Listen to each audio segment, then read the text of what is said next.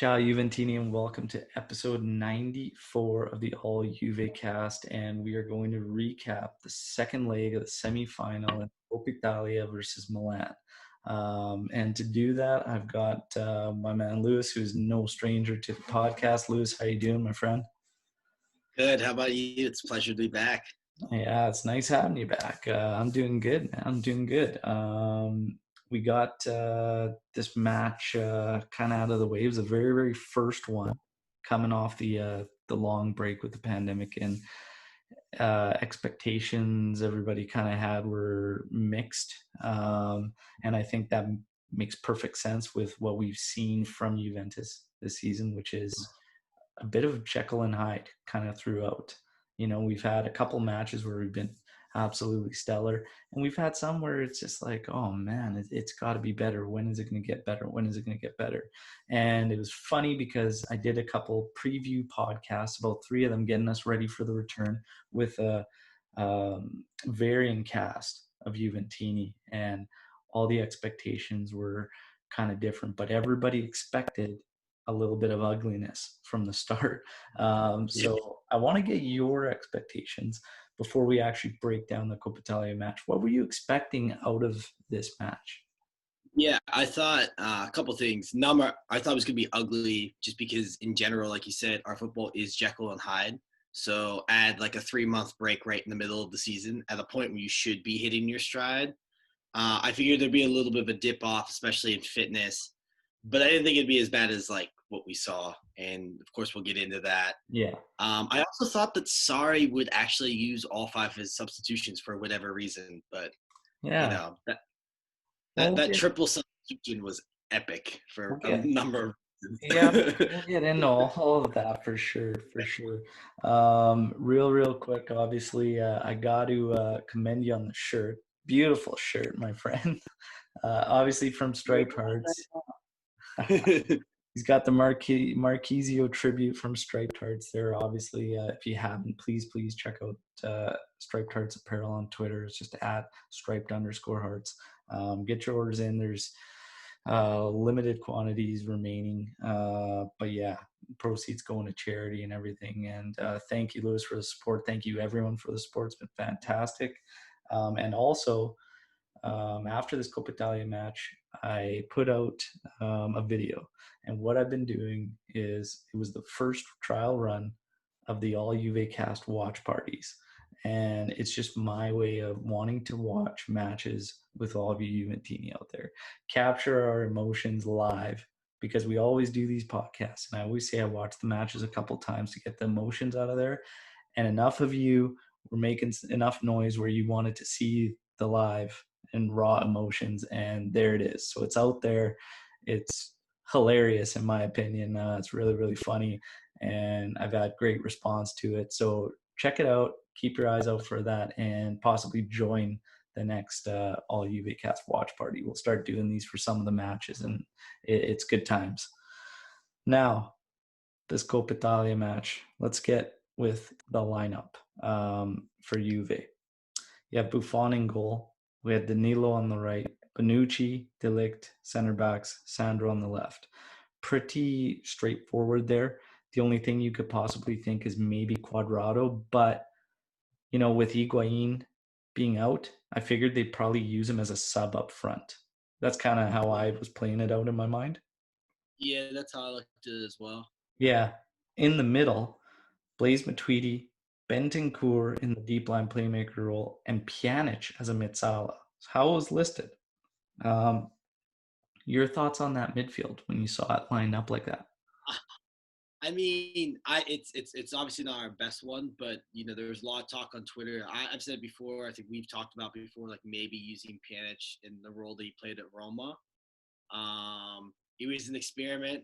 I was okay with it considering Ramsey's not here, because your options are Rabiot or Khedira, and neither of them are really that good. So Yeah. um, Yeah. I mean, honestly, I was intrigued by seeing Pjanic there. I was intrigued in seeing him after the long break. I was intrigued in seeing how he would react playing out there with Bentancur in his old role, and how he would come back after Bentancur essentially outplayed him to get him sat versus Merda before the Yeah. stoppage. And then we have the front three, which was Ronaldo on the left, Dybala as that center or false nine, and Costa on the right. I loved it. I thought, okay, Yeah. let's see it. Like, looks fantastic on paper. Let's see what happens with it. So aside from the lineup, I mean, yeah, I was totally fine with it. And we got to remember that AC Milan was without Zlatan, who's a huge presence for them. No Castillo, no Hernandez. Like they're missing a lot of guys in this Yeah. lineup. A lot of pieces. This should be a win for us. In that live reactions video, we gave our predictions, and I was thinking, well, there's going to be goals because these guys haven't played in a while, right? So there's going to be rust. You might leak a couple both ways. So I was thinking Juve would come out 2-1 later in the match, and maybe Milan would really push, um, and we would bag a third. Wow, let's get to this game because that was my prediction. So let's see what ends up going down there. Mine was 2-0 and get any of that. Yeah, yeah. Let's get to the game. I mean, honestly, it started off really, really strong. We had a great scoring chance right off the bat. Alexandro make this run down the flank. He looked great and centers it. Douglas Costa takes a shot on his good foot and he just puts it wide, far post. And I was thinking, okay, that's nice, right out of the gate. Yeah. We keep going and we win a very, very good free kick in range 4 minutes in, 2 minutes later through Dybala. He takes it, it hits somebody in the wall and deflects wide, but again, positive. A minute later, Dybala gets another shot just outside the box that gets blocked. Goes out for a corner.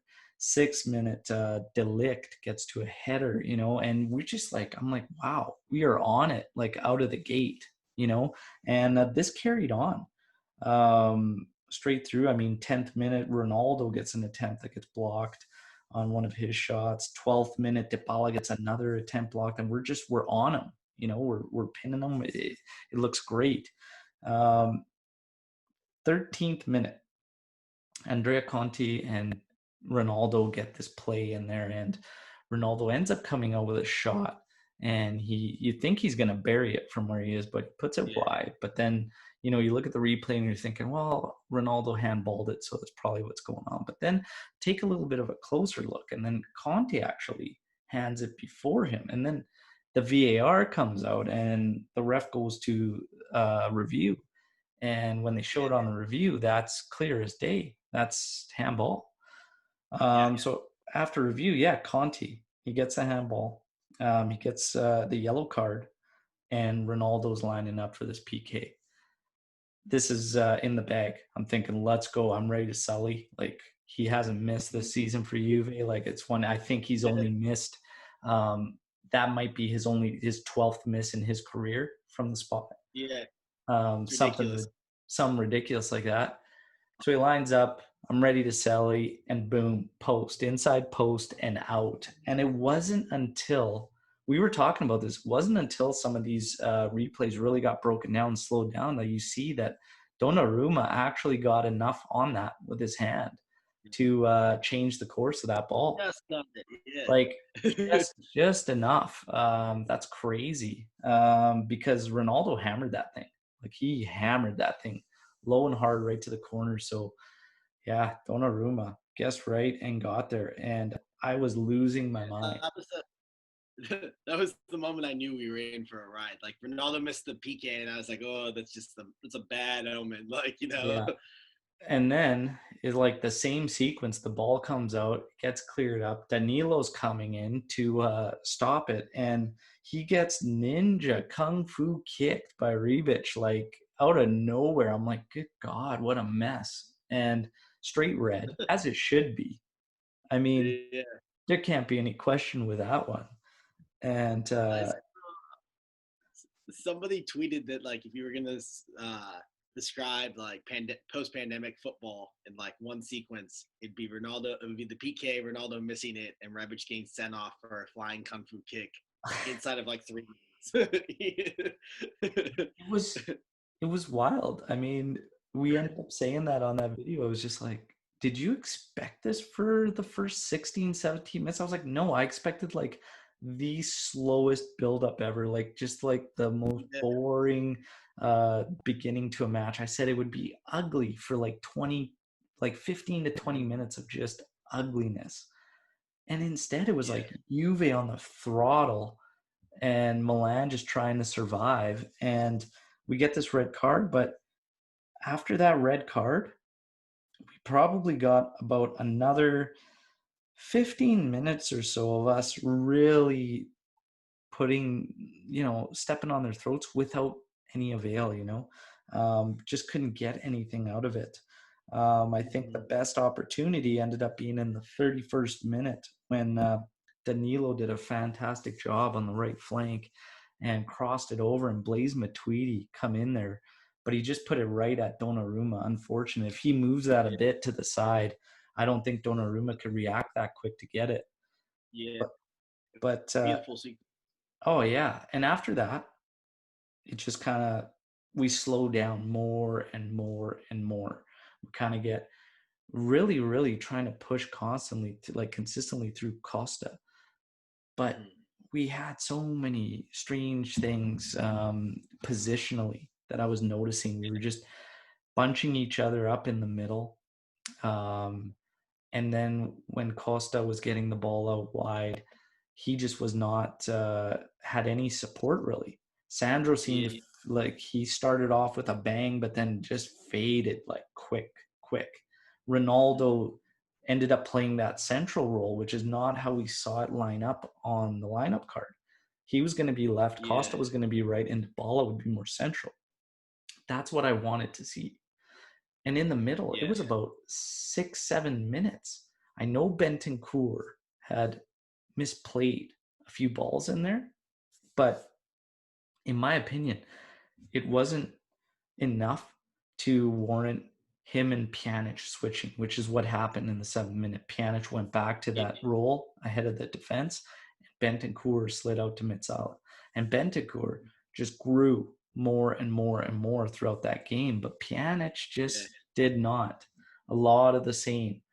And again, we have chance after chance after chance, nothing really quality other than that Blaise Matuidi opportunity. And it's unfortunate, but the first half, ends 0-0. And you can't help but be completely and utterly frustrated because this is a Milan squad without their key guys, and they've been down a man since the 16th minute. I yeah. was And incredibly frustrated. How are you feeling? It's halftime 0-0. Like, let's get your I, thoughts, Lewis. I was really frustrated too because this is a classic thing we've seen this season with Sarri ball, where it's like, we press really high and we create a lot of issues, and that goes on for 25, 30 minutes, and if we're lucky, and we don't get a goal, and then we just sit off for the rest of the half, and then it's like that the rest of the game until Ronaldo wins a PK, or one of him or Dybala do something ridiculous to get us a goal. Yeah. And my impression with the first half was, just like it was flat. The service was bad. There wasn't anyone in the box, even if the service was good. The Bentancur Pjanic thing, Pjanic didn't do anything in the first half, so it's almost like you have to put him back in the role because Bentancur is the only one creating anything. And it's mind-boggling to me because that Yeah. first half, like, was the pandemic and everything, but that is just like so Juve. Like it's been like that all year. It's just so frustrating. I mean, I I understand we're not gonna see, or I didn't expect, the energy, the legs, like things like that. Like I get it, but it was Mm-hmm. the tactical portion of it, the positional portion of it that was so sloppy and terrible. Like we had guys getting the ball in the midfield with forwards, sometimes two of them, right right in their Yeah. space, right in their area. I'm like, where's that ball gonna go? There was a sequence Mm-hmm. where Ronaldo had dropped in behind Blaise Matuidi.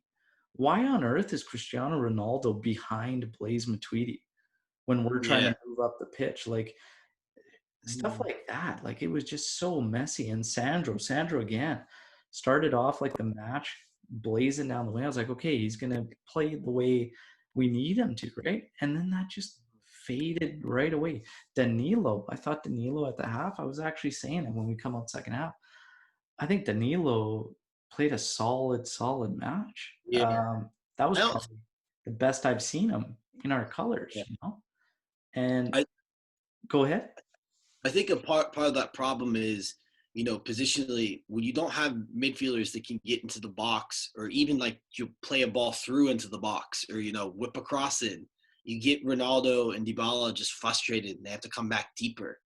Like even Costa Yeah, was coming in more centrally at times, and you're just like why is everyone so bunched together? And you're realizing like nobody's putting the ball in. They're standing there doing nothing. yeah. There was that, and there was the one other thing that I saw. Not only just how bad we were positionally, but again, it's something that I've been really vocal about. Is just we do not move well off the ball. We have Agreed. too many players that want that ball, want to be the starting point of the buildup, but Yeah. there's nobody that's making those runs Mhm. or going on. It's like I'm going to dish to you and then I'm going to watch you try and take guys on and see what happens. But very, very rarely do we make those Yeah. right movements off the ball that are going to create space for others or do whatever, right? It's just those were the two things that stuck out to me. There was the off the ball movement was terrible, and positionally we were so Mhm. bunched up. But yeah, the halftime were 0-0. I can't believe it because you know a goal for Milan in that situation and Juve's out. Yeah. Like it's kind of crazy. We drew 1-1 in the first leg, so they get the away one, and essentially, yeah, they'll go through 2-1. If they get that one, we're gonna have to bag a couple. So it's just, yeah, it's shocking stuff. You wouldn't expect it from this Milan. That with them at 16th minute, we couldn't come out of that half at least with one. You know what I mean? Definitely Yeah. didn't expect it. So we get to the second half, and it kicks off 48th minute. Çalhanoğlu actually gets very close with a header. And you're thinking, Jesus, are we actually going to get countered on that? Because the one thing with Milan, when Yeah. they were countering in numbers. That's all they were Mhm. doing, waiting for us. Yeah. And the frustrating part about it too, when we talk about these positional errors, is that we do it to ourselves. When we were bunched up like that, you would get a midfielder, and where he needed to go with the ball, that player was not there. You know, Mhm. and Yeah. it's one of the things you notice. There was a couple sequences early in the second half where you saw Bentancur and he'd get the ball, he'd look up the byline. Well, that forward's actually standing almost right in front of him, and he's right next to another midfielder, to Pjanic. And I'm like, Mhm. where is Bentancur going to go with this ball? He literally, like, his one and two options are literally standing next to each other, and they're like about 5 feet away from them. So what does that do to Bentancur? Now the guys Yeah. that were the defenders that were on those guys have essentially created this wall around him, and he's got nowhere to go. And I'm like, why are we doing this? You know, Yeah. things like that are frustrating, and that frustrates me more than I get the whole endurance thing, stamina, and they got to get back their fitness. I get that. But Sarri has had a couple of weeks before this game of team training. Yeah.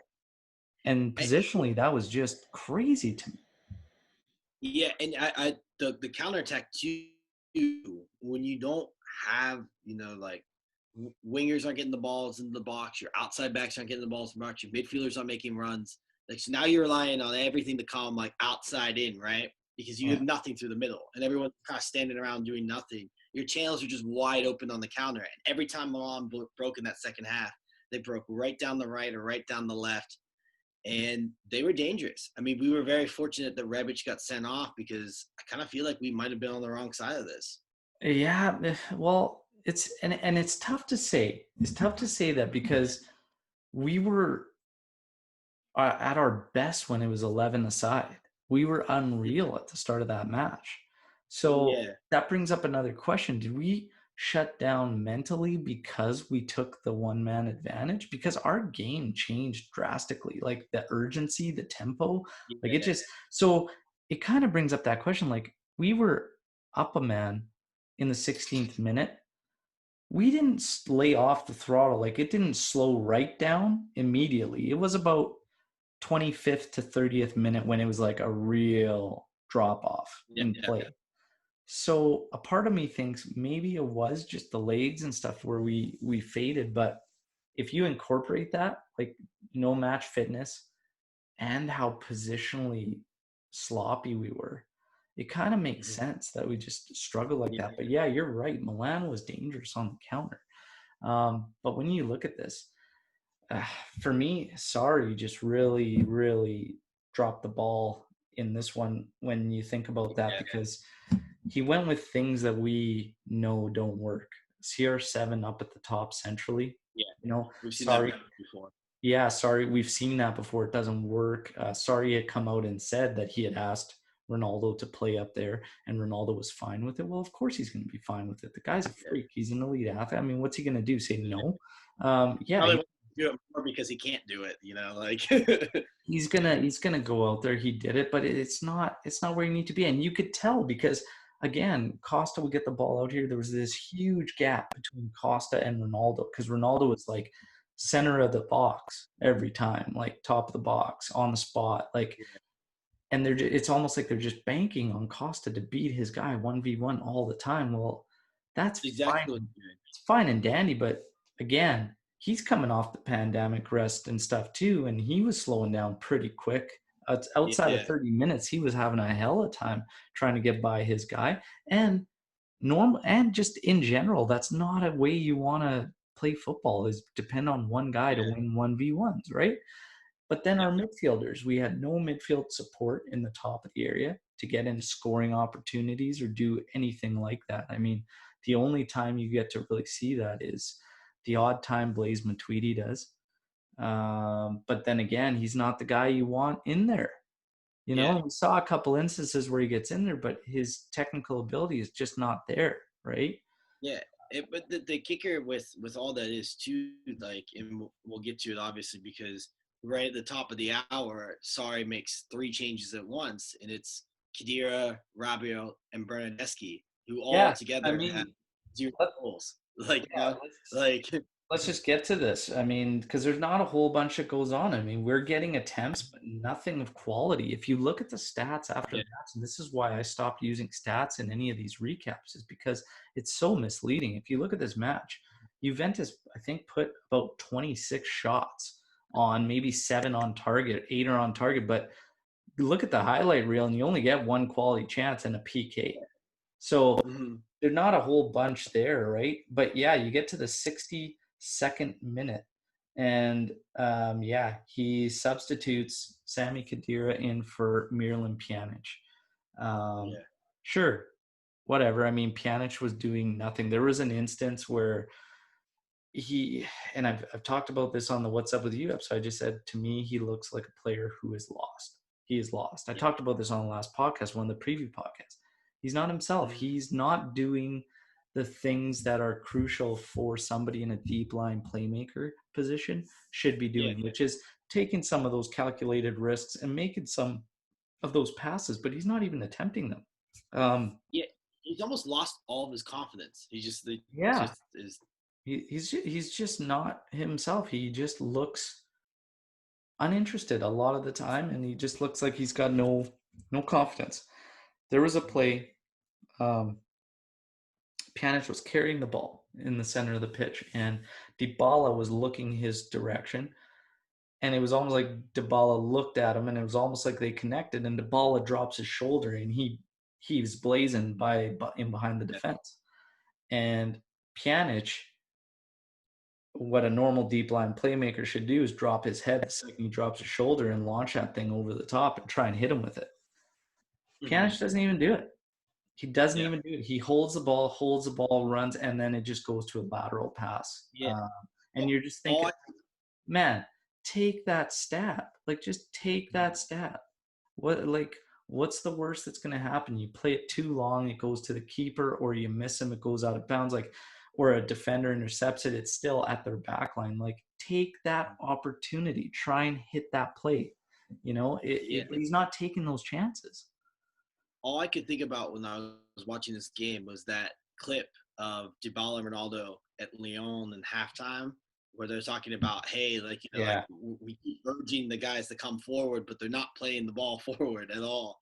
And yeah, just like watching Pjanic during that game, it's just like it's just it's always side to side. There's no like play a ball over the top or try and slip someone through. It's just like it's really just safe and micromanaging, and it's weird very, that our very, very safe. That's the best way to put it. It's extremely safe. And when you notice in the second half, we'll get to it, but towards the end of the game, there were a couple chances where Khedira ended up in the box. And when your only midfielder other than Bentancur or Matuidi is Khedira getting into the box, he's 32 years old and hasn't been healthy at all. Like, he yeah, moves like an old man. Like, you just gotta wonder, like, how is that a reality for Juventus? It's mind boggling, I know. I, Get to the rest of these subs too. You got, so Kadira comes on for Pjanic, Adrian Rabiot comes on for Blaise Matuidi, and Federico Bernardeschi replaces Douglas Costa all at the same time.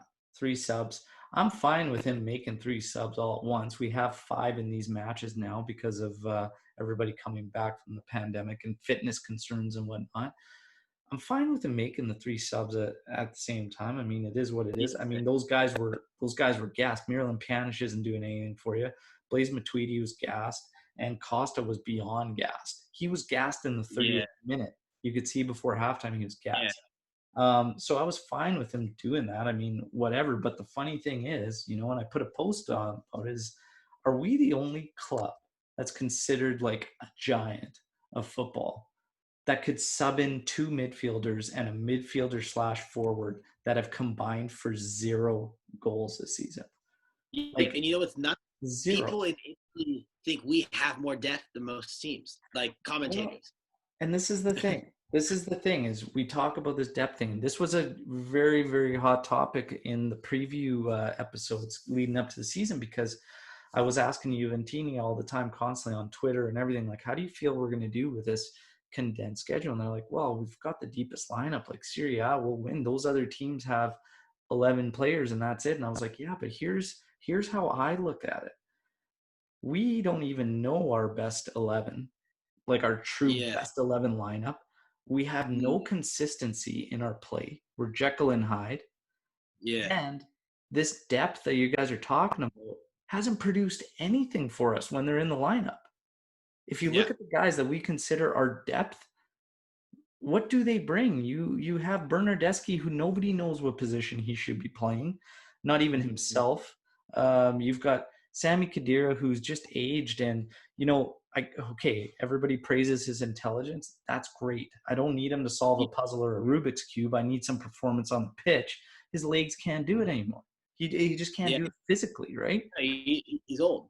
Blaise Matuidi, the technical ability is not there. Bless his heart, he'll work his ass off. He'll do a ton of stuff that goes unnoticed and unrewarded. That's great, but is it what we need at this time based on how we play? I think the technical skill is more there. You touched on it earlier. I think we really missed Ramsey in this Yeah, match. I think Ramsey at Metzala, Bentancur as deep line playmaker, and then I think it kind of takes the onus off the left side because I do think Alexandro is a bit of an issue with the left side, and I don't think any midfielder we have is really going to truly succeed with Sandro on the left there. But I, I, I I think that midfield three, when you have Ramsey healthy with Bentancur and Matuidi, is fine. Like you yeah, can make up for Blaze if you have a Ramsey and Bentancur next to him.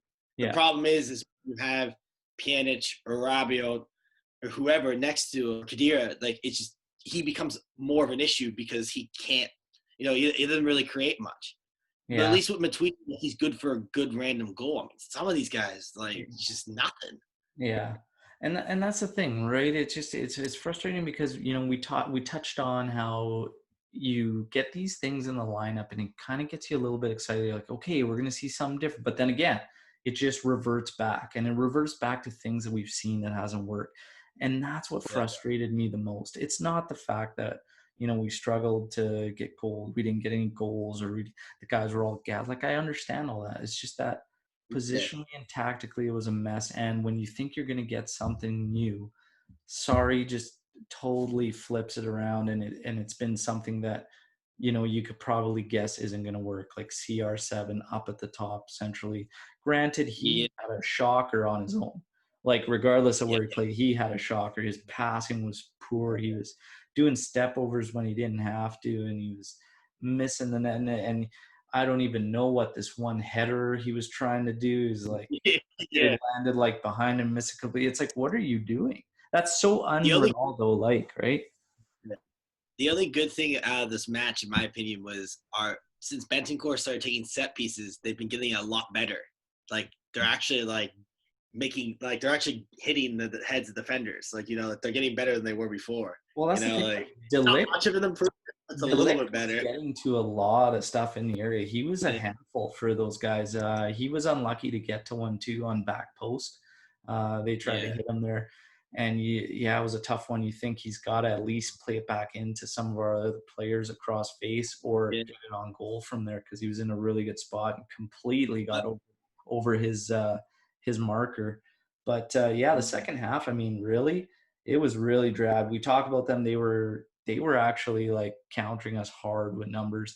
There was a couple instances too where they had some crosses coming in Milan, and you're thinking, oh, and we were trying to defend them, and yeah. you had a guy kind of tangled up, and you're thinking, man, if we end up losing because they make one of those calls, and it was risky, right? It's just like, guys, Yeah. we should have been able to put Milan away with down a man since the 16th minute. It was frustrating. The second half goes through. There's nothing great of any significance as far as chances. Dybala gets a couple attempts saved. Ronaldo gets a couple attempts missed. But I mean, Donnarumma, a lot of the shots were right at him. I mean, Yeah. Dybala had a Everything. couple where he was trying to go far post, but Donnarumma was reading it easily. He knew he was going to try to go there. Donnarumma had a good game again. A lot of stuff at him. There was a couple instances that frustrated me too in our play where it was just like, we just need to have a little bit of patience, but it makes you wonder what Sari's actually doing while these plays are happening. Because as a fan, I'm losing my mind when Pjanic doesn't see that he should Yeah. be trying to go over the top against Dybala. We had two instances on very, very good opportunities where we were countering against them. And one was Bentancur carrying it. The other was Costa carrying it. They're carrying it, but the defender in front of them is running backwards and he's cheating towards the player from Juve making the streaking run. One of Yeah. them was Ronaldo. The other was Bernardeschi. We could have easily just carry it a little bit, split second long. Yeah. Get that defender to just commit to you before you slide it ahead of that streaking run. And we didn't do it. We passed it off so fast, and both times those plays stopped dead. And I just can't help but think, man, you've got to know that. You've got to have that. That's Yeah. just football sense. That has nothing to do with fitness or anything like that. Like, that's just actual football sense. And it's frustrating that we make those errors, right? You One of know? the only criticisms, and it's a small one because he's been very good this year for Bentancur, is going forward. He hasn't yet figured that out totally. I mean, he's been better this year than he has been in previous years. But we were Yeah. talking right there where it's like, hey, like hold on to the ball a little bit longer. Like he just instantly thinks like I gotta play through. Where Yeah. he could run, I mean, and maybe take a shot and someone get the rebound or draw a defender out and make a play. Well, the Costa other has thing is, sometimes too, but yeah, and the other one was Douglas Costa too, right? Who's naturally like that winger, that for that attack, and it's like he's got to know better too, right? Like, just draw in that defender, make it easier for your player. Not because what ended up happening on both is we ended up getting into 50-50 situations when we're on a fast break. They make yeah. that pass so early that they turn it into literally a 50-50 ball with Mm-hmm. Bernardeschi against Romagnoli and Ronaldo against Romagnoli, and Romagnoli ate them both up, Yeah. which was expected, honestly. Like, how do you just wait? Now, the match ends 0-0. It's frustrating. We do go through to the final. Um, Mm-hmm. you That's know, the only positive you can take away from it.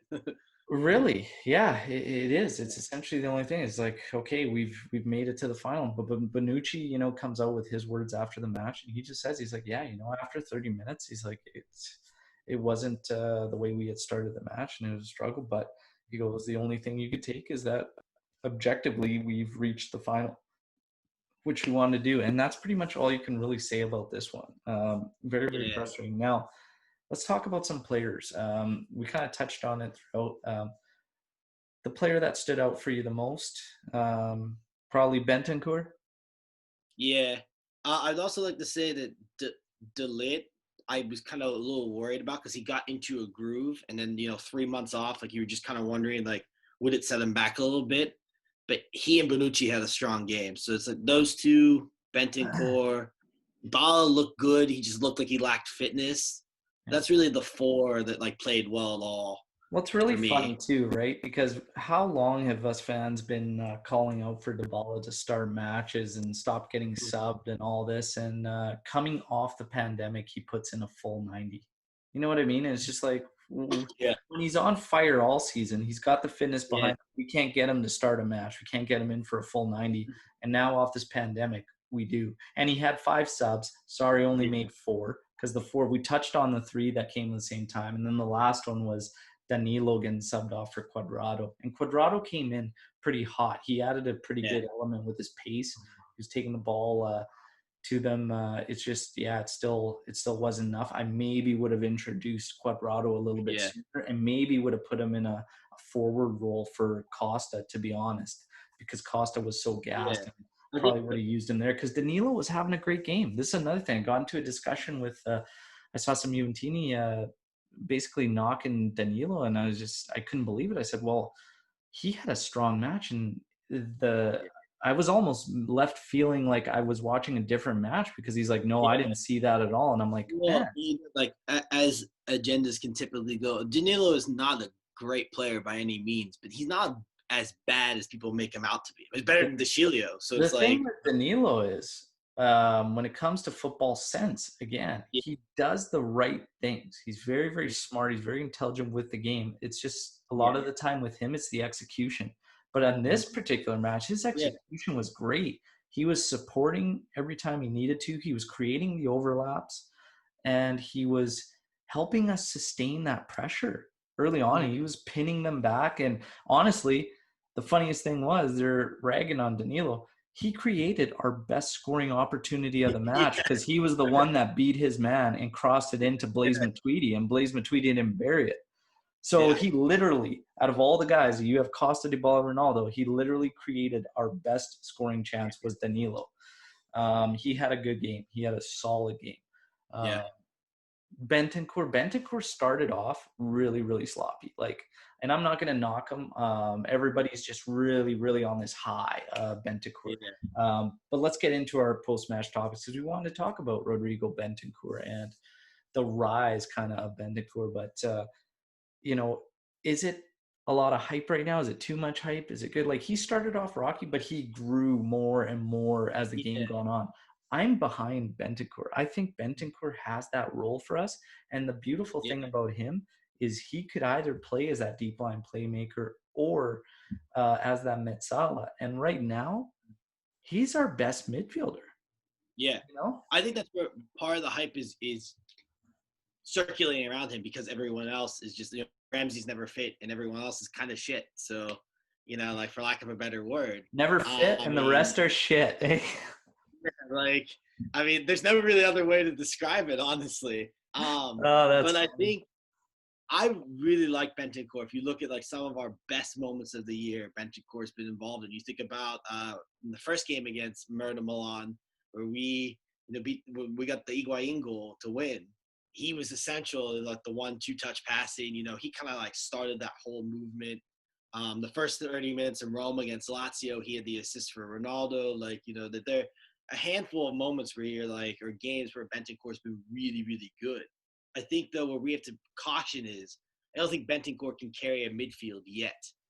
And I think that if you give him the right pieces next to him, he's a very, very good player. But if it's going to be more of this like stand around, let Bentancur like make runs and play the ball left and right, it's gonna be just like Pjanic again. You'll burn him out, and probably lose his confidence. Yeah. Yeah, that's I think Bentancur, he's still, he had a couple instances there in the second half where it was Hmm. He's not the complete midfielder almost a yet. little Get there. too confident, right? He made a Yeah, couple like questionable no look passes, and you're like, oh man, if that gets cut off, don't do that's that. literally a breakaway, right? So he he's got that confidence in him that I like, but at times he still has to grow, right? So you know, Yeah, it'll be interesting to see what ends up happening like Mercado wise. This Mercado is going to be crazy. it's gonna Out of be the guys crazy. that come in that subbed, what do you think about those guys that come in and sub like the Bernardeschi, Rabiot? We talked about Kadir. We don't need to talk about Yeah, Kadir, but I Rabiot and think. Bernardeschi when they entered the match, what were your thoughts on those two guys? I mean, well, I would say this a little biased with Bernardeschi. I give him a little bit of leeway, but I was kind of hoping like, hey, maybe we would see something here because time off, time to refresh. Like Bernardeschi has done well as a sub for us in the past. This year, not so much, but just like he looks slow and just like lethargic. I mean, even when he got on the ball, he wasn't even trying to take anyone 1v1.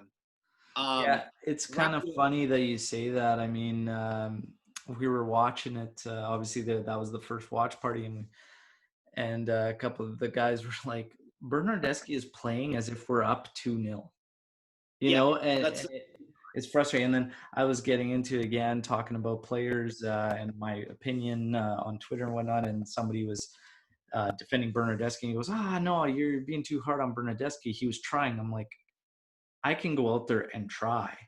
yeah, I mean, like, if we're gonna defend a player because they're trying, I'd like to think all of them are trying.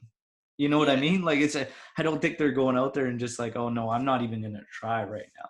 They're yeah. all trying. It's just that he doesn't really give us anything. He made a couple good runs. He ran hard, but he really couldn't do anything spectacular. And he was coming in fresh against a team that's down a man, Hmm. and he couldn't really provide a difference. And Rabiot did absolutely nothing. Like I Rabiot, think I don't know if you saw us on Twitter today, but for those who haven't seen it, someone tweeted out like, "How would you rank our midfielders like 1 through 6?" I saw And that. I mean, for me, he's at the very bottom. I mean, he's even lower than Kadir at this point because Rabiot lower than Kadira. You know look what? When I based, look at those two, I mean, if you look based on stats, Kadir at least has an assist. Like Rabiot, like nothing. which is You- hilarious because Yeah, Kadir's been out yeah. forever, It and just he's it's still like, absurd. Like I mean, like I've said this on the podcast before. Like, what is Rabiot's like? What is the thing that you're like? Okay, this is what he does really, really well. I mean, I guess yeah, he's good on the ball, but he doesn't defend very well. So like you could say like, hey, Matuidi's bad on the ball, but like at least he can defend. At least he's good for an odd goal. Rabiot's not even good for that. yeah. Like But it makes you start to wonder. It's got to make you start to wonder, like, how much of it is actually coach, like, let's just get into it. That's one of the things we want to talk about. Like, why is Juventus so Jekyll and Hyde? Our roster is not that bad. Like, it's not no, that bad when you break it down. Like, I why are we so Jekyll and Hyde? Like, what is it? I think it's like in three parts really. So I look at it this way. I think part of it is parts of the roster, not all of it. A part of it is the management and just some of the decisions that they've made. And then the other part is the manager. So if we break it down like that, if you look at Sorry, who, I've trying to give him a little leeway. We've criticized him in the past on the show. We've also defended him. I mean, I don't think it's as bad as some people like to say based on the squad and stuff. But, like I look at Sorry and I just want him to have more balls. Like if you look at like the games where we've played our best, he's made some crazy decisions. Like take the first game against Inter when he hadn't started Dybala all year and then just unleashed him in the Inter game, right? That front three of Bernardeschi, Dybala, Ronaldo, he made all those subs and, all those subs had impacts, right? Same thing in the second Inter game. He goes, Pjanic isn't playing well. We're going to drop him. We're going to use Dybala off the bench because we need an impact sub. Fine. Like we all hated it, but we got the victory. And even as much as you hate some of those things, like as long as you get the victory, like, it doesn't matter. all right? that matters, right?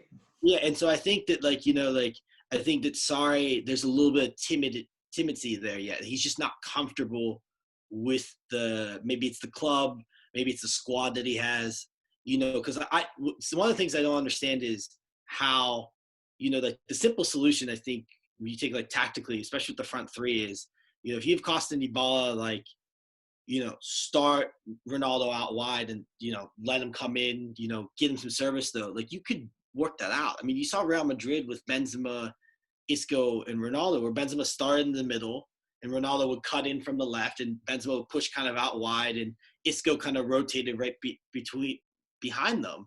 Dybala, Higuain, and Ronaldo could easily do that. And we've seen them kind of do that a little bit this year. But Yeah. I think moving from Sarri into the management is you have this coach that wants to play radical football, but the squad that you have no midfielders that can create. You have one essential winger who can get the ball into the box. That's Costa, and he's not fit. And even when he is fit, I mean, he's very good at going 1v1. But if we had a wing, I have a theory that if we had the winger that actually like was fit for like 70% of our matches and scored more than Bernardeschi did, people look at Costa and be like, why the fuck do we have this guy? Excuse my language, but it's just, I think when you look at the squad and you're like, okay, we want to play this like beautiful brand of football, you also have to allocate that it is partially Sarri's fault, but you have to look at management and say, what are some of these decisions? Like, I think Ramsey is a good signing. He's a great signing, but I think it's a good signing if you don't make the Rabiot signing. So now you're looking at kind of like you have Kadir. Like, what do you do with Kadir? He's 32. Like, nobody really wants that. I mean, can you get rid of Matuidi? Maybe, but even if you get rid of Matuidi and you keep Kadir, Rabiot, and Ramsey, you replace that. Like, you're still in the same spot. It's Yeah. a Even if you replace it with a good signing, you still have no other midfielders. I think part of the reason we're so Jekyll and Hyde is who do you bring off the bench? Like, who's the guy that comes off and makes a difference? And Yeah. that's where I the mean, squad is partially to blame for it because there's no excuse for a winger to have 0 goals. And I think he has 0 assists, Bernardeschi. I don't know if he has. If he has an assist, it's not many. yeah, I'm not 100% sure on the assist count there. The thing with him, yeah, actually, just the guys in general. I mean, when we get into the depth discussion, we talked about it. I'm not seeing it. I'm not feeling it. Just based on what we see from the guys, Yeah, that are considered our depth. And the scary thing is too with the Serie A and this condensed schedule is you're going to need all of these guys, right? But the Jekyll and Hyde thing is, yeah, I mean, you're probably right. It's a little bit of everything, but yeah, it's really funny because everybody's in. I think everybody's experiencing mixed emotions as Juventini yeah, right now because you have a new coach, and everybody's like, well, we have to get him his guys, but then you look at what we see on the pitch, like all the time, and it's just like it should be better than that. yeah. And Agreed. this match, prime example. I mean, granted the fitness levels, I'm not even talking about rust, fitness, Yeah, anything like that. awful. Positionally, it was an absolute shit Yeah, show. It and was that's on. Yeah, it was an absolute mess positionally. Um, we did things that we know don't work, and we just went with them. And Higuain was. It was just like, where's the flexibility? Like maybe go to like a 4-4-2, and have two forwards up there, so yeah, maybe it's not so spaced out.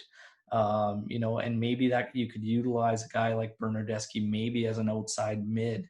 You know, yeah, you still have Quadrado. Danilo's having a great game. Maybe you get Quadrado in as an outside mid, and you can really make a push. Like, it's yeah, just where's that flexibility from Sari, and that's one of the things why part of it is him, part of it is the players, but again, that kind yeah. of falls back on him too, in a sense. You can't make.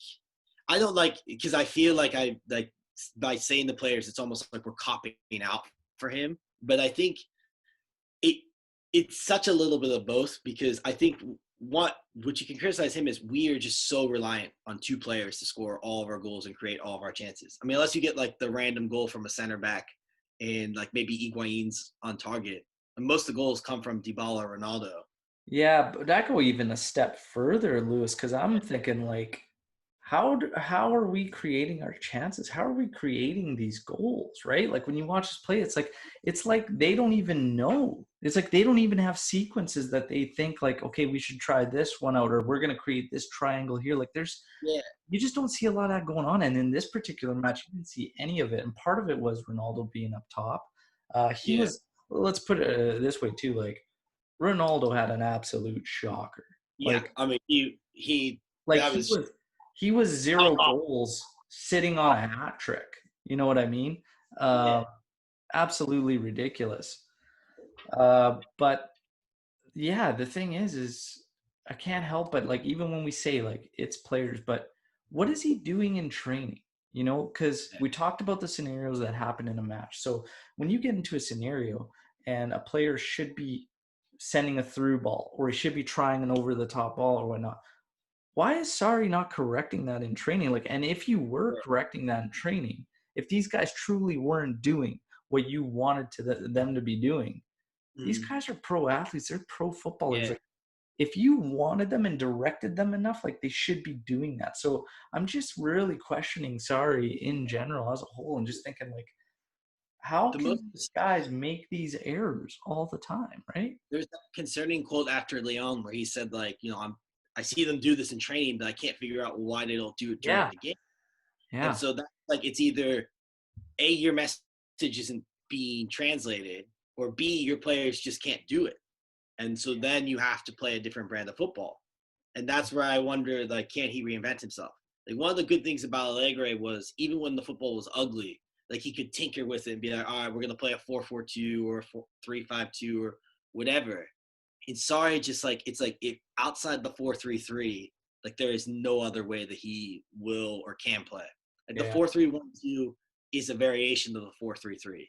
yeah, So exactly. yeah, so I think like I there are a lot of frustrations with him, specifically that as a whole. I mean, I think another thing that like kind of gets lost is he plays like that, like I like to call it like the Dollar General Pep Guardiola tiki taka football, where it's Yeah, not tiki taka, but like it's close, but it's like the off like the brand. the poor man's version. Yeah, Yeah, yeah, the poor man's version. yeah, And so I think, but what happens is you now have players who like are bunchy up in the middle because they're trying to play quick passes, but nobody's making a run off of that. Where it's yeah, like when you watch like a good Guardiola side, like they're playing tiki taka, and someone makes a run, they slip you through. Like it's not just holding the ball and then just kind of standing around doing nothing. Like even his Napoli teams managed to make runs into the box.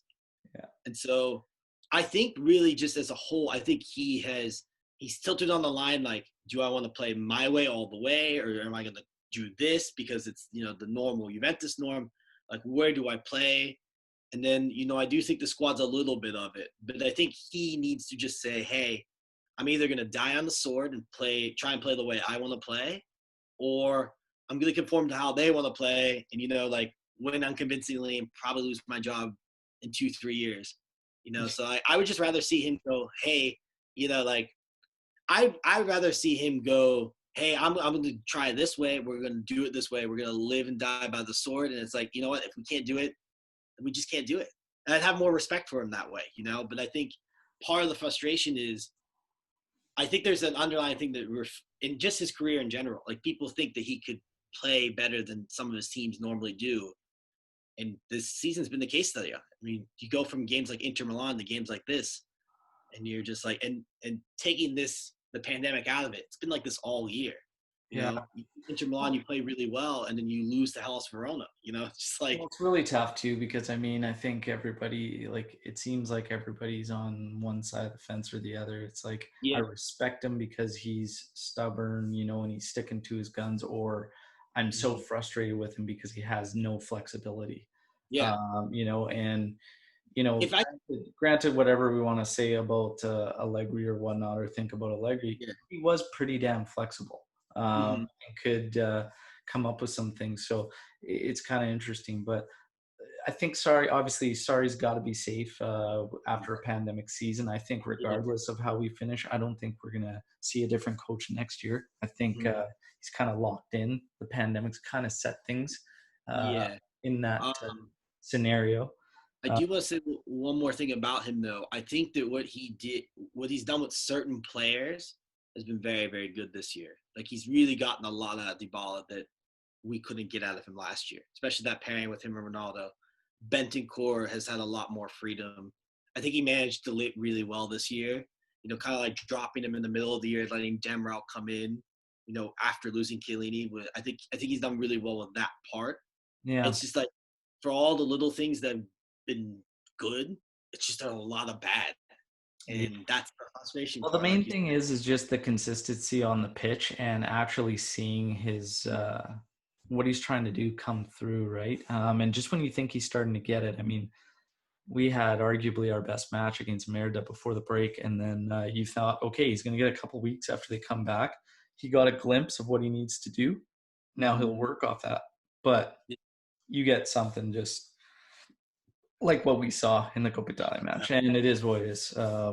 Let's carry on with just a little bit of rumor talk. We don't have to dive too in depth in transfers, but there's a couple, guys floating around with Juve, right? And I want to get your take because I know how I personally feel, and everybody knows how I personally feel. These rumors of Pjanic for Arthur. I want to get your thoughts on Arthur. Um, I'm personally a little frustrated that he hasn't even acknowledged Juventus' existence. But what are your thoughts? Should Juve back off, or do we need to go after this move? Um, I think if it's the best move you can get, you should go for it. But I think that I don't really think Arthur's that much of a leg up. I think Arthur's a good player, but I think he's a bit of a project. Like he's still scoring more goals.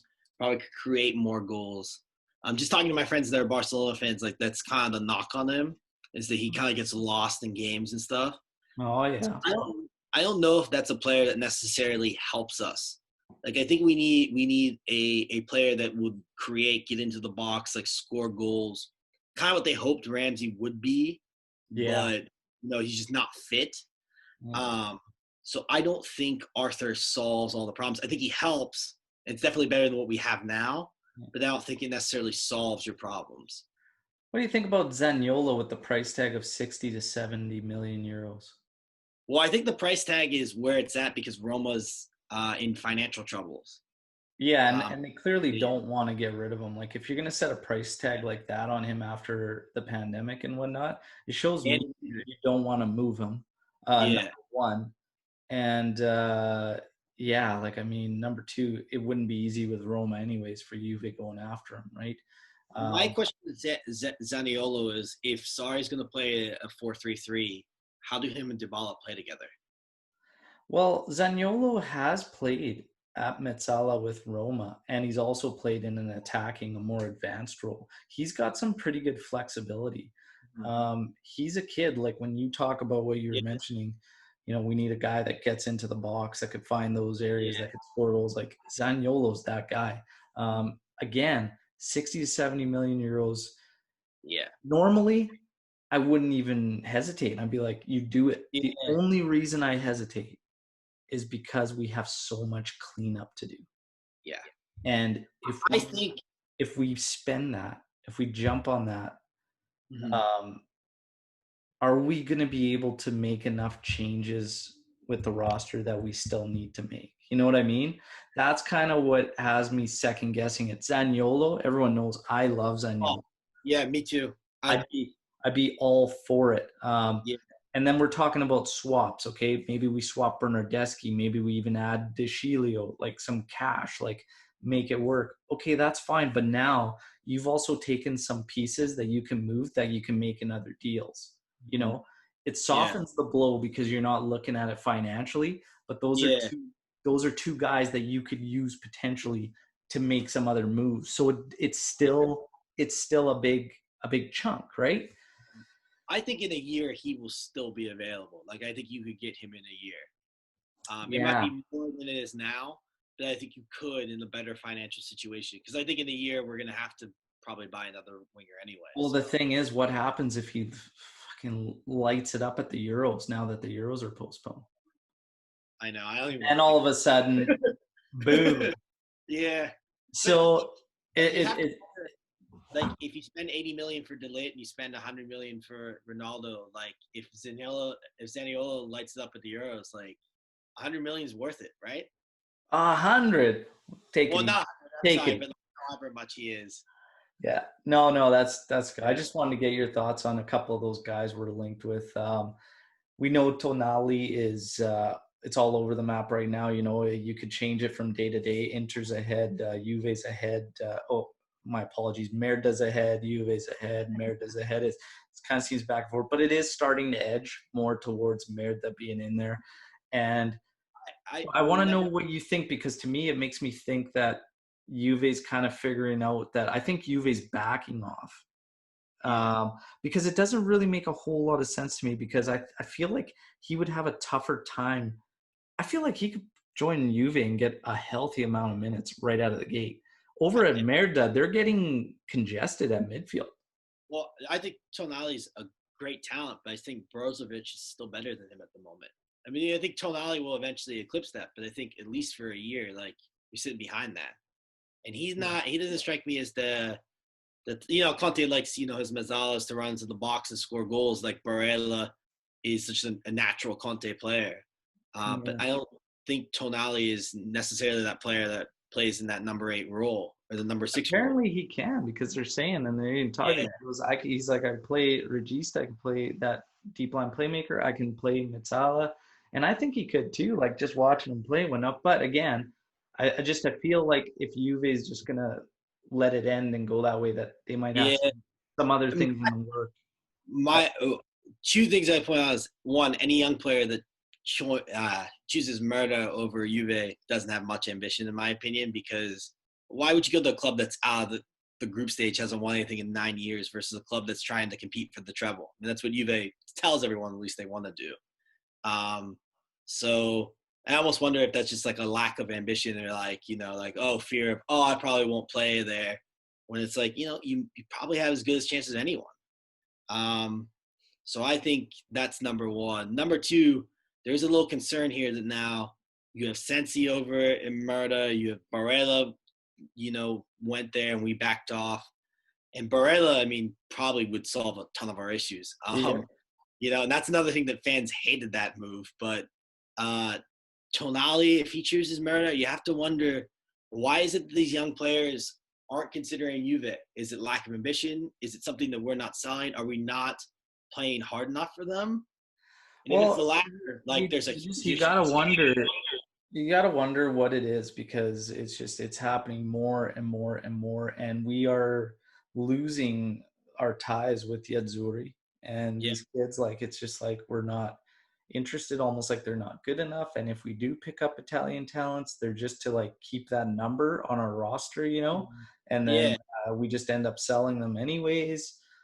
And it's frustrating, because then we get these guys that we talked about, and Ramsey's been great. I'm okay with yeah, Ramsey, but like you get Rabiot. But yeah, even though Ramsey's been great, I don't justify free transfers with high wages. You yeah, know, Barella makes a fraction of what Rabiot makes, and would no question be a yeah, hundred times more useful to us. yeah, So it's just like, spend the money on the transfer, get the mhm, lower wages, and let's get it moving. But yeah, anyways, I don't really know why these guys are picking. And if Tonali's doing that, like you got to start wondering, like maybe just the guys from Merida are selling the project better, and it's like, hey, everybody wants to be part of that club that knocks Juve off, yeah. right? Now it's That's like true. they're building these projects, and it's all anti-Juve, right? And it's just like, hey, we want to, become those next champions of Italy. It's been them for 8 straight years. Like, do you want to come and be a part of that and knock them out? And then what are we going to offer? Hey, Yeah, you're going to be a young guy on Juve, and you're going to lose minutes to like Rabiot. yeah. And Wow, that's like really enticing. I think yeah, I'm going to sign. I kind of wrote this off a little bit because it was Mino Raiola, but he was talking about Moise Keane and said, look, if you bring like a young player to Juve, they just sit on the bench for 2 years and then get loaned out. Yeah, And when you think about it, like one of the things you can defend Bernardeschi on is that, like, when he's got his chance, like they play him as the Mazzala, like he's never really in the lineup for more than a couple matches. he got a little bit of time under Allegri towards the end of last year, but you do have to wonder with some of these people, like, is it us? Is it the players Yeah. we're recruiting? Because Moise Kean was arguably one of our better players last year, and he was struggling to get time in certain games. He was on that crazy run, and like he was playing in games that like didn't really matter. Some of them.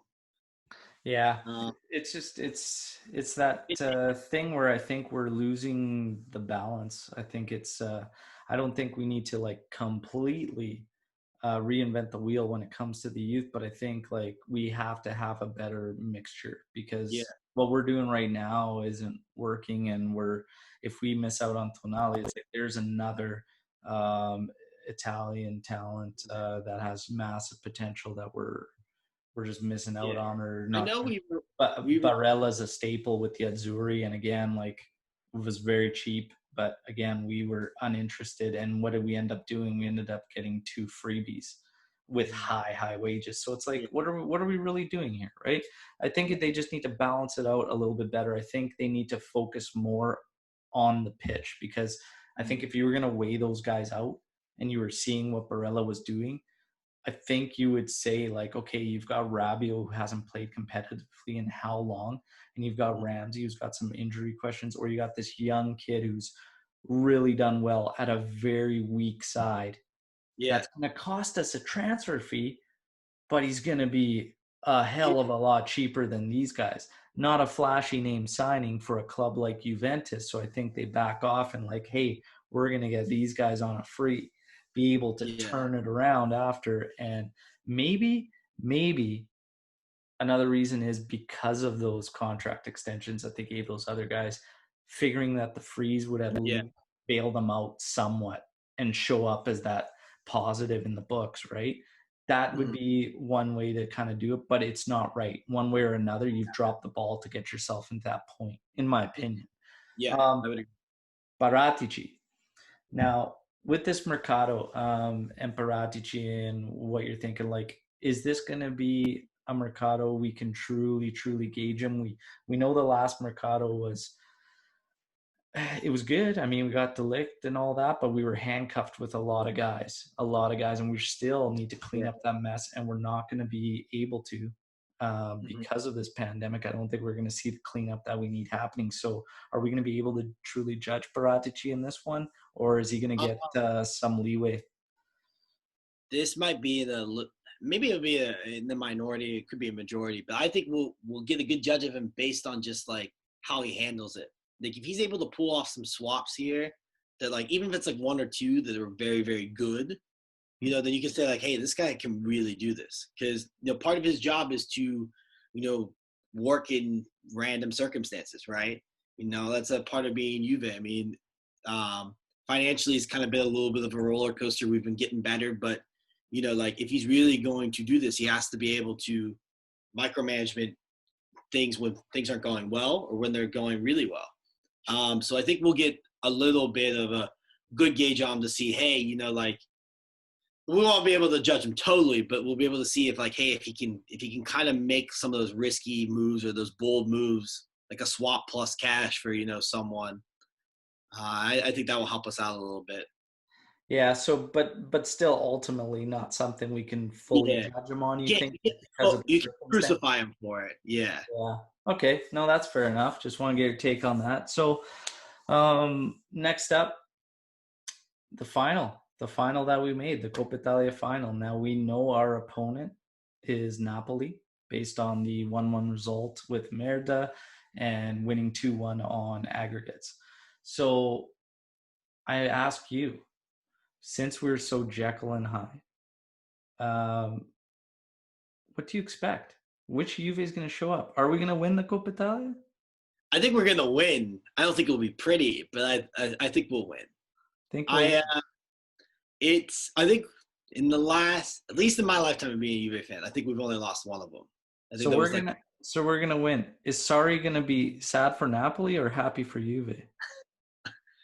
maybe a little bit of both. He hasn't ever won a trophy in Italy, so like I feel like he's gonna be a little happy, right? I think Um, that quote is like way out of proportion. I want to ask you something. Well, it was a ridiculous thing to say. it was really stupid to say, It but was a stupid thing to say. Whether it was taken out of proportion or whatnot, it's still something you just don't say. yeah, He's got to be a little bit better than that, you know. yeah.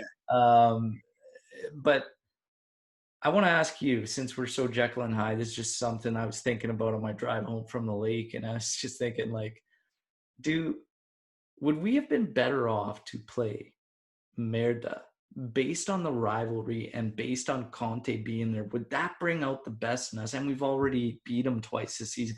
Would that bring out the best in us more than facing Napoli?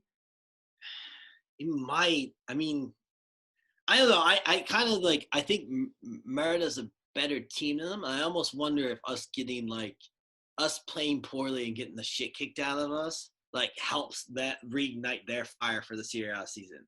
Like like it's like, okay, well we just kick Juve's ass, like we can catch them now, and it almost like Yeah. helps us in the long run.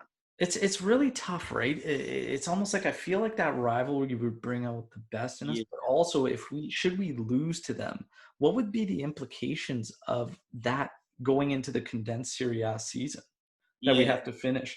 But the other thing is too, losing to Napoli. Should we lose to Napoli?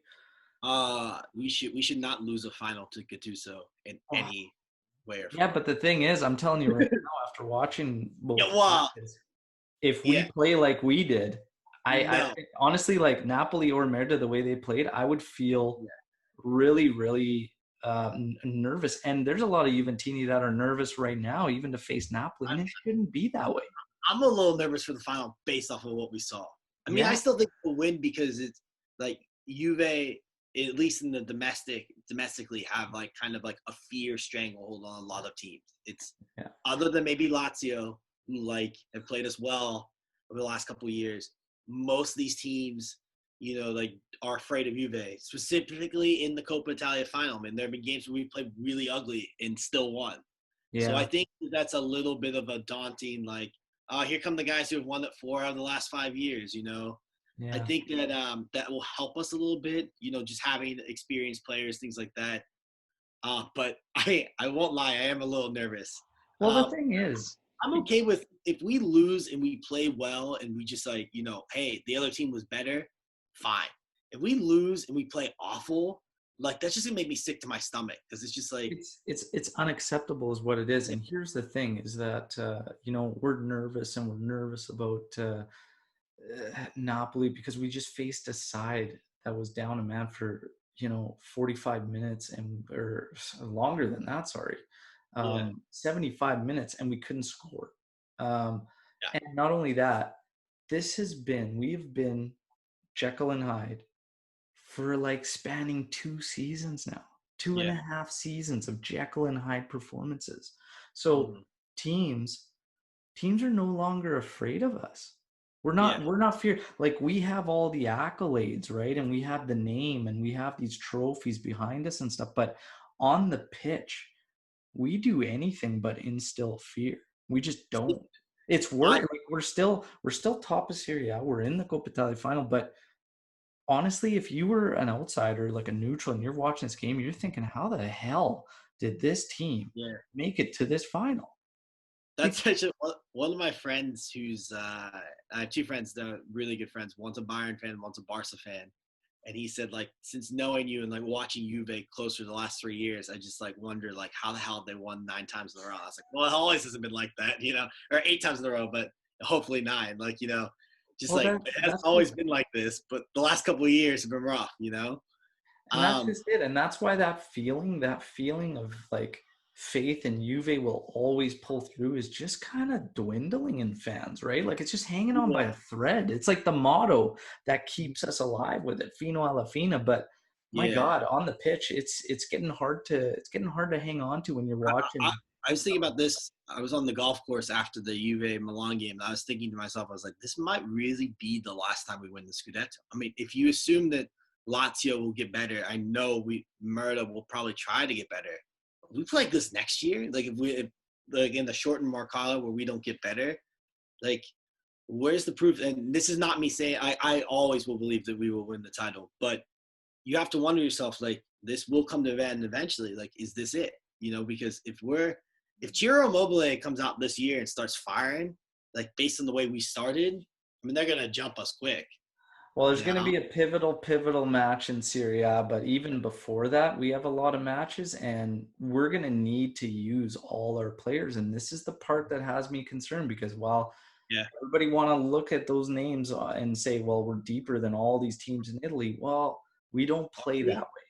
We don't yeah. play that way because the guys Yeah. that are our depth don't produce. And not only that, it's just, yeah, we're Mhm. Jekyll and Hyde. It's got to be much better. This revolution that we're trying to undergo needs to happen, and the pandemic might have slowed things down just a bit. But one way or another, we've been, you know, Mhm. sputtering along for too long. Yeah. It's I been do. 2 seasons, like 2.5 seasons. It's time to get it going. And I know everybody's probably listening to this thinking, well, you got to give Sarri more time. You got to get him his guys. But Mhm. I don't, I just, I don't know based Yeah. on what I've seen so far with the guys we do have and just him trying to figure out a best 11 with even what we have or just any form of consistency. It's Mhm. just, I can't help but feel that way. But the finals going to happen against Napoli. I'm going to have faith. I'm going to throw out a prediction probably early in the week. I want to just wait, see some projections and whatnot. But Yeah. ultimately, yeah, I mean, we'll see what Juventus ends up showing up. You're gonna have a Napoli squad fighting for Gattuso after what happened with his sister, and trying to get that trophy for that guy. Right? It's not gonna Napoli be easy. have a good squad. I mean, 3 months might have been like a good mental break from all the chaos that was happening this year. I mean, they could come back completely different. Yeah, That's one thing I don't think people think about during the pandemic is like, hey, you had 3 months off. Now you can kind of reset a little bit. You have a lot of time, a little bit more of clarity. And so like a team like Napoli that had a lot of chaos, like maybe they're like, okay, we're 10 points off Europa League. Let's push for it. Or however they are. But like they might have like, had like a real cathartic, quarantine. I don't know. You never know. yeah. Um, I don't know. uh, It's just even in Juve's case, though. I mean, how often, like for a team that's got an average age of 29 and a half years old, getting a break like that, getting a chance to rehabilitate as players, like that's huge. And if we don't take advantage of it on the pitch, it's kind of, you know, it's one benefit that could have come out of the actual stoppage that we haven't seemed to really use, right? one thing I would like to see, this is probably gonna be unpopular, but I'd like to see Quadrado start the game and Douglas Costa come off the bench because I think he helps us a little bit more off the bench. I wouldn't say that's unpopular. I've heard a lot of Juventini just stressing how Costa is better Just off the because, bench. like, even in that game where it's like, so you spend an hour, passing the ball around, Milan's like, park the bus almost. You think, okay, everyone got frustrated. We'll bring someone in that can take someone one on one. Yeah, That burst of energy would just be nice. yeah, yeah. Well, we'll see what ends up happening. We'll always talk as it gets closer. We'll get some predictions going, but we'll see. Ultimately, I mean, God, I tell you what now, if we just come out with the right mentality, if we're 100 times better positionally and tactically, we should take this trophy. Yeah. We lost the Super Coppa this year. At Coppa Italia, usually people don't get too intense about it, but again, 7 to 9 million euros this year helps a big deal Yeah. in the crunch financially. So we'll see what happens. Hopefully, Juve can pull it out and get it going. Last couple things, just as we wrap up. Juve had a special limited edition drop on June 12th. It was the locker room edition, kids. Hit or miss on that one, Lewis. For me, Um, it's a big miss. A it's a big big mix for me as well. I don't really get with the locker room, like, what's the thing behind it? So It's the just thing like, it is, didn't, here's the thing. It's the exact same kid as an authentic. You know, they've yeah. literally like now you're buying a player's, locker room edition shirt. So the thing was, if I wanted a Chiellini one, I would have to buy it in the size 9. That doesn't even friggin' fit me. It's way too big. So I'm like, Yeah. what am I gonna do with this kit? I want this locker room edition kit, but and then 250 euros, it's the exact same Yeah. as the authentic kit, which all of us Juventini have now, but it doesn't have the limited edition stamp on it, and it doesn't have the stamp that says direct Juventus supporter. Listen, So they should, what are all these other Juventini that bought the authentic this season that have been wearing it all season? We're yeah, not direct Juventus supporters. they It was a should, big they should fire, they should fire Terrible. They should fire the marketing man. Like, hey, bring the neon kits back. But they should have fired the marketing man for giving us the Poland away jersey. I But tell you what, like I'm over here in Western Canada. So when I get up that fucking early in the morning and I'm excited as a collector and they label this as extreme collectors yeah, and I'm groggy as hell and I'm looking at my cell phone middle like darkness and I'm like, okay, and I log in and I see this, okay, locker room edition shirt, cool, cool. And then it loads up and I'm like, "Yeah, where is it? Like what? what I have this. I have this. Throw the phone down like Jesus Christ and going back to bed. Like it's so frustrating. But yeah, I just want to get your take on that. It's laugh. A lot of us collectors, kit collectors and stuff, we had a good chuckle about it after the time. And I put a post out today. It was just a guy posting their Juventus face masks and whatnot. And I said, I'm gonna wait for the locker room edition before I judge. But that's gonna be my new thing now, my new joke. I'll wait for the locker room one. Uh, Yeah, in fairness, though, their new training gear looks slick. I really like the training gear this year. I have faith for next year's kits because that training gear looked awesome. If you saw the little Bonucci slip, we might get the stripes back. Well, no, yeah, I think it's locked in. We've seen those. They're going to be that kind of weird looking stripe and whatnot, but it's good. My biggest thing was originally the Jeep emblem was going to be in gold, but it looks like now it's going to be black and white, and the only gold accents will be the crest and the Adidas logo. I would have liked to see that Yeah, Jeep logo in all gold, but we'll see what ends up happening. Well, it's been awesome having you on again, Lewis. We're going to wrap up with a fun little game that I've just been finishing off sessions with. And it's just, I'm going to name a player. I'm going to challenge you to give me one word to describe him. If you have to use two or three, go ahead. And this, of course, was inspired by Joe Cappuccino and all his tweets when he posts players. So if you're ready, we'll fire this up. We'll do maybe 3 or 4 players for you. let's go. All right. The first player you're going to get during his time at Juve, we'll say, Alvaro Morata. What could have been? I know that's 3 words. What could have been? I like that. I like that for him. Let's go with. We're gonna go with Tevez. Legend. Legend. All right. Yeah. All right. Let's go with Lichtsteiner.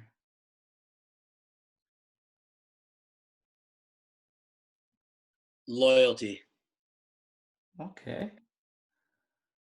And then let's go with Bonucci.